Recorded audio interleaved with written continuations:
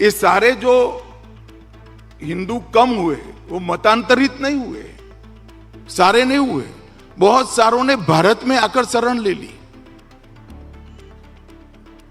और सारे मुस्लिम जो बड़े हैं वो मैंने कहा फर्टिलिटी के कारण नहीं बढ़े हैं, वहां से ढेर सारे मुसलमान यहां घुसकर, मुस्लिम भाई यहां घुसकर आए।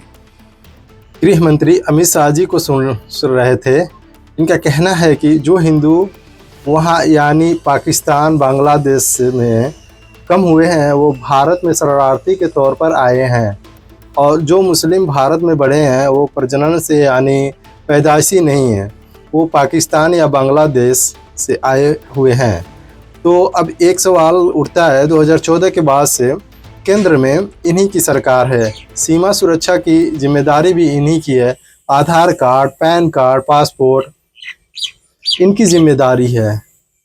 फिर भी कोई गैर मुल्की भारत में आकर के पहचान बनवा लेता है तो इस पर आपको कार्रवाई करनी चाहिए। ऐसे अफसरों पर आपको कड़ी सख्ती बरतनी चाहिए, आपको जांच करानी चाहिए। अब हमने विभाजन करा तब तय था कि दोनों देशों में सभी प्रकार के धर्मों के मनाने की छुट्टी रहेगी। भारत में तो वो रहा, आर्टिकल 19 और 21 ने सबको प्रोटेक्शन दिया। पाकिस्तान और बांग्लादेश घोषित इस्लामिक राष्ट्र बन गए, उनका राज्य का धर्म इस्लाम को बनाया गया। और फिर कई बार अनेक प्रकार के अत्याचार हुए, अनेक प्रकार की प्रताड़नाएं हुई। इसके कारण वहां से हिंदू भागकर भारत की शरण में आया। और ये आजादी के वक्त, आजादी के तुरंत बाद भारत के सभी नेताओं ने दिया हुआ वादा था कि अभी यहां आपाधापी में बहुत बड़े दंगे हो रहे हैं, आप अभी मत आइए, जब भी आप आना चाहोगे आपको हम स्वीकार करेंगे। ये वादा था। और एक प्रकार से नेहरू लियाकत पैक्ट का हिस्सा था, जिस पर देश के प्रधानमंत्री ने सिग्नेचर किया था। नेहरू लियाकत पैक्ट यानी दिल्ली पैक्ट आखिर क्या है? दरअसल भारत के विभाजन के बाद भारत और पाकिस्तान के बीच हुई एक द्विपक्षीय संधि थी। इस समझौते के अंतर्गत पहला ये था कि शरणार्थी अपनी संपत्ति का निपटारा करने के लिए भारत पाकिस्तान आ जा सकते थे। दूसरा था अपहरण की गई महिलाएं और लूटी गई संपत्ति को वापस किया जाना था। और तीसरा ये था कि बलपूर्वक मतांतरण को मान्यता नहीं दी गई थी। दोनों देशों में अपने अपने देश में अल्पसंख्यक आयोग गठित किए। दिल्ली में भारत के प्रधानमंत्री नेहरू और पाकिस्तान के लियाकत खां के द्वारा 8 अप्रैल 1950 को हस्ताक्षर किए गए। यह संधि भारत के विभाजन के बाद दोनों देशों में अल्पसंख्यकों की गारंटी देने और उनके बीच एक और युद्ध रोकने के लिए की गई 6 दिनों की वार्ता का परिणाम था। मगर वो जब आए तो उनको शरणार्थी मानकर इस देश में स्वीकार कर लिया गया, परंतु इनको नागरिकता नहीं दी। आप मुझे बताइए, कोई 65 में आया, कोई 71 में आया, कोई 81 में आया, कोई 91 में आया, कोई 2001 में आया, 4 पीढ़ी हो गई, उसको नागरिकता नहीं मिली। क्यों नहीं मिली? कि आप वहां थे। क्यों वहां थे?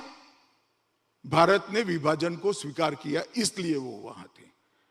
और हमने वादा किया था कि 2051 में वादा किया था, आप जब भी आओगे हम आपको स्वीकार करेंगे। तो एक शरणार्थियों की वैधानिक नागरिकता के बगैर बड़ी फौज खड़ी हुई। और इसके लिए जब भारतीय जनता पार्टी को पूर्ण बहुमत मिला, नरेंद्र मोदी प्रधानमंत्री बने, सीएए का कानून लेकर हम आए और उनको नागरिकता देने का काम किया। ठीक है, सीएए में यही था कि जो लोग धार्मिक प्रताड़ना के शिकार हैं उन्हें ही नागरिकता मिलेगी। तो अफगानिस्तान में अहमदिया अल्पसंख्यक है, म्यांमार में मुस्लिम अल्पसंख्यक है। तो ऐसे में क्या इन विषयों पर ज़्यादा गहनता से चर्चा नहीं की जा सकती? बाकी आप लोग समझते ही हैं। अब धर्म बचाने के लिए सिर्फ हिंदू नहीं आए, हिंदू भी आए, बौद्ध भी आए, सिख भी आए, क्रिश्चियन भी आए। तो हमने सबको नागरिकता देने का सीएए में प्रावधान किया है। अब एक डिमांड आती है, तो बाकी घुसपैठिए कौन है? अब जिस पर धार्मिक प्रताड़ना नहीं हुई है और आर्थिक कारणों से या अन्य कारणों से देश में अवैध रूप से आना चाहते हैं, वो घुसपैठिए हैं। यहीं से सब गड़बड़ होता है। गृह मंत्री ने कहा कि अपना धर्म बचाने के लिए हिंदू, बौद्ध आए, क्रिश्चियन आए, ईसाई भी आए, तो म्यांमार में मुस्लिम नहीं आए। मैं ये नहीं कह रहा हूँ कि उन्हें नागरिकता दीजिए, लेकिन जब सभी धर्मों की बात कह रहे हैं तो मुस्लिम से परहेज क्यों? संविधान बहुत स्पष्ट है। इस देश में हर एक व्यक्ति को अपने धर्म के अनुसार अपने ईश्वर की उपासना करने का अधिकार है। इसमें किसी ने दखल नहीं देनी चाहिए। इस देश में रहना जिन्होंने पसंद किया वो सभी मुसलमानों को कोई डिस्टर्ब नहीं, इनकी नागरिकता पर कोई सवाल नहीं। मगर आप घुसपैठ कर कर आते हो, अलग अलग उद्देश्यों से आते हो, तो आपको जरूर घुसपैठे का लेबल लगेगा और वो लगाना चाहिए शासन ने। फिर कुछ लोग दलील करते हैं कि अगर वो भारत में ही रहना चाहते हैं तो हम क्यों सीमित करते हैं? कुछ सीमित नहीं करते हैं, इसके लिए भी कानून है। पाकिस्तान से किसी भी धर्म का व्यक्ति एप्लीकेशन करे और एप्लीकेशन करके वैध तरीके से पासपोर्ट लेकर, वीजा लेकर आए, हम उनके क्रेडेंशियल देखकर उनको नागरिकता देंगे। ये रास्ता खुला ही है। मगर आप अवैध तरीके से घुसपैठ करोगे तो सीमाएं पोरस नहीं हो सकती, सीमाओं से घुसपैठ नहीं होनी चाहिए और उनको संभालना भी चाहिए। और मित्रों, कुछ जगह कैसा हुआ, 2011 में आसाम में जनगणना हुई। क्योंकि 2011 की जनगणना एक प्रकार से हमारे शासन में नहीं हुई थी, तो सारे लिबरल्स, जितने भी उदात्त विचार के प्रतिनिधि है वो, और कांग्रेस, हम पर आरोप नहीं कर सकते क्योंकि वो कांग्रेस के टाइम। 2011 की जनगणना में आसाम के अंदर दशकीय वृद्धि दर मुस्लिम भाइयों का 29.6% हुआ, जो संभव ही नहीं है। अगर घुसपैठ नहीं हुई है तो ये संभव ही नहीं है। और पश्चिम बंगाल के कई सारे जिलों में ये वृद्धि दर 40% क्रॉस कर गया। जो कह रहे हैं कि घुसपैठ काल्पनिक चीज है, उनको मैं कहना चाहता हूं, आप कैसे जस्टिफाई करते हो? और ये वृद्धि दर बॉर्डर के जिलों में 70% मैं तो राज्य की एवरेज बता रहा हूं। यही साबित करती है कि घुसपैठ बनती है, होती है। पार्लियामेंट में विशेषकर तृणमूल कांग्रेस और कांग्रेस की सांसद मुझ पर आरोप करते हैं कि चलो पहले जो हुआ वो हुआ, अभी हो रही है या नहीं हो रही है? मैंने कहा अभी भी हो रही है। तो उन्होंने कहा तो जिम्मेदारी किसकी है? बीएसएफ किसकी है? आपकी जिम्मेदारी है। मैंने कहा मेरी जिम्मेदारी है भाई, मगर एक बार देश की सीमा देख कर आओ। सिर्फ बांग्लादेश के सीमा पर कई सारे झरने, महासागर जैसी नदियां, कई सारा जंगल का एरिया, कई सारी पहाड़ी चोटियां है जहां बॉर्डर नहीं बनी है, और वहां से घुसपैठ कोई नहीं रोक सकता है।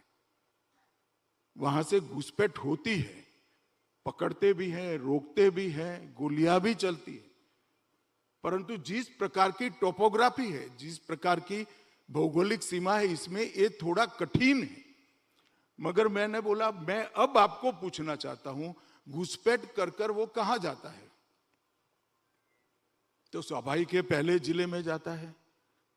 तो गांव में कोई भी आदमी आएगा, पटवारी को मालूम पड़ेगा या नहीं पड़ेगा? भाई बताओ, पटवारी को मालूम पड़ता है या नहीं पड़ता है?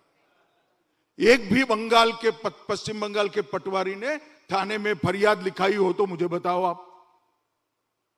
एक भी पुलिस स्टेशन में फरियाद हुई है तो बताओ। आधार कौन बनाता है? आधार कार्ड, पैन कार्ड, पासपोर्ट इनकी जिम्मेदारी है। फिर भी कोई गैर मुल्की भारत में आकर के पहचान बनवा लेता है तो इस पर आपको कार्रवाई करनी चाहिए। ऐसे अफसरों पर आपको कड़ी सख्ती बरतनी चाहिए। बॉर्डर के आसपास के इलाके में मुस्लिम आबादी बढ़ी है, गृह मंत्री जी खुद कह रहे हैं, तो फिर यही बात आती है कि बॉर्डर की जिम्मेदारी यानी सुरक्षा की जिम्मेदारी इन्हीं की है, तो घुसपैठ आखिर कैसे हो रहा है? क्या सरकार को इस पर चर्चा नहीं करनी चाहिए? इस सवाल का जवाब आप लोग खुद दीजिए कमेंट बॉक्स में। तब तक के लिए बने रहिए हमारे साथ में। मेरा नाम है सलीम अंसारी और आप देख रहे थे इस्लाम इंडिया लाइव। चैनल को लाइक करिए, शेयर करिए, सब्सक्राइब करिए और कीमती सुझाव जरूर दीजिए। शुक्रिया।